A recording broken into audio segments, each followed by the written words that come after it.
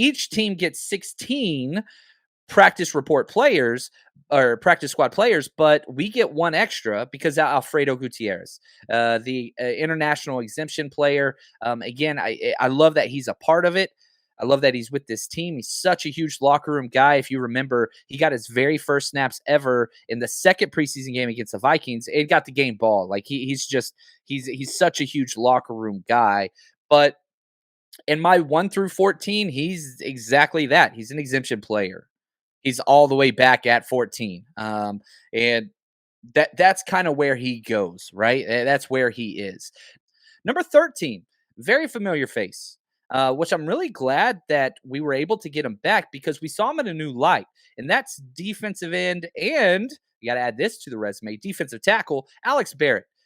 This would be his third consecutive year on the 49ers practice squad.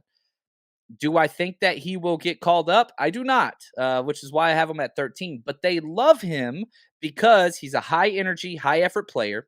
They can play him outside. They can play him inside. Very good at special teams. He's just kind of that baseline, borderline player for the defensive line and special teams unit that they trust because he's been in the system. And he's a good dude. He's consistent.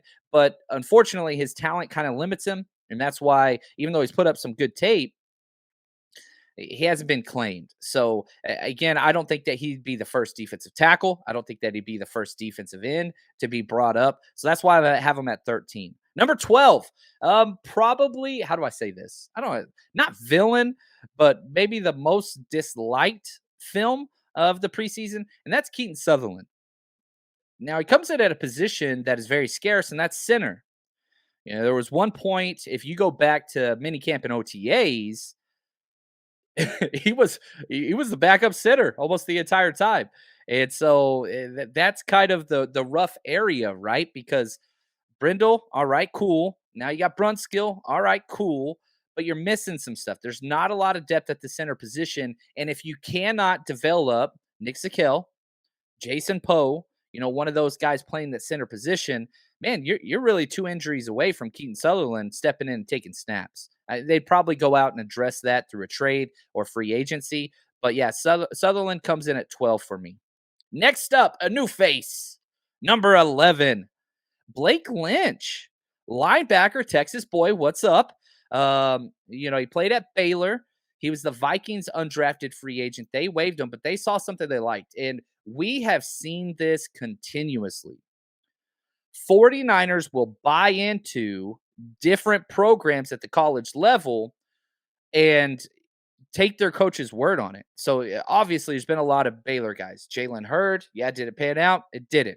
JaMychal Hasty, did it pan out? No, it didn't. But you never missed work ethic. You never missed hustle with any of those guys. You had health concerns with Hurd. All right, whatever. That's a whole nother thing. But Hasty just never caught on. He got surpassed on the depth chart. It's just what it was, and that's okay. 49ers Rush Podcast.